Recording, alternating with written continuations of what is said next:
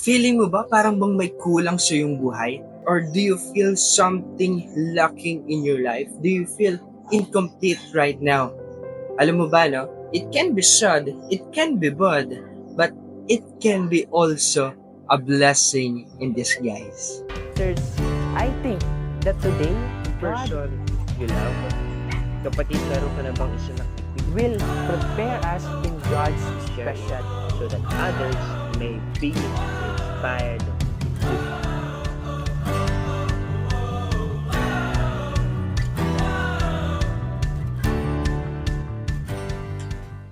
Hi, this is Brother Grant and welcome again to another new episode. Ayan, nagbabalik na ho tayo. New episode of Simple G Talks wherein when we learn something new in life, we are being called to share it so that others may be inspired too.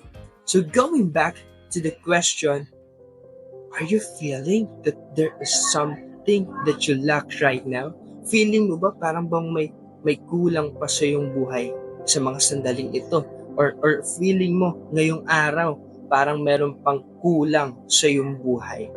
Alam mo ba, no? Let me share to you that this feeling can bring bad feelings.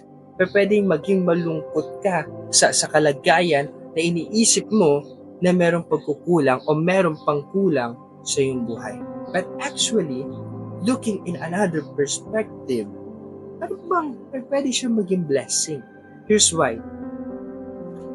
I have here a glass of water. Meron ako ditong isang baso.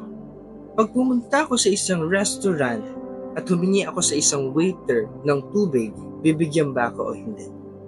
Malamang, bibigyan ako ng tubig para yung baso ko ay punuin niya. Tama? But when my glass of water is full already, kung puno na itong basong to, nagtanong at humingi ako sa waiter na, "Sir, pwede ba akong humingi ng tubig para punuin ko yung basong to?" The question is, bibigyan pa kaya niya ako ng tubig kung kompleto na ang baso?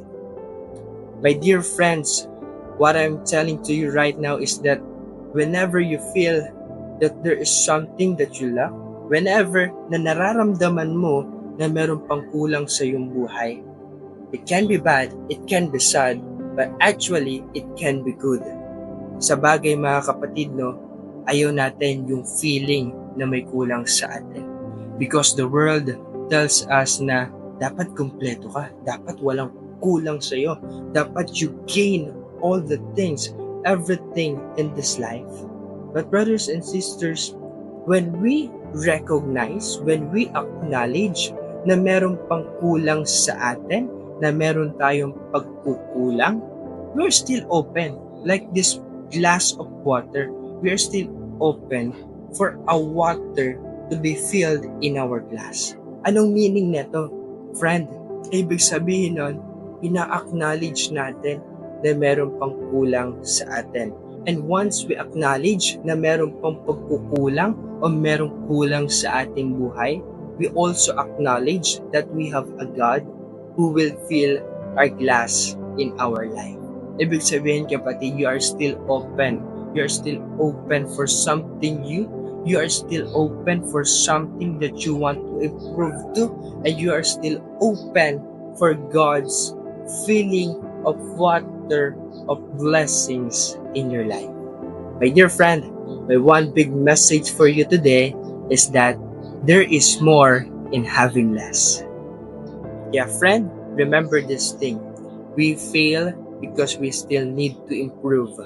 We lack because we're still in need of something. That's why embrace the glass of water that you have right now and let God fills a continuous water of blessings in your life. Matthew chapter 7 verse 7, it says, "Ask and it will be given, seek and you will find, and knock and the door will be opened to you."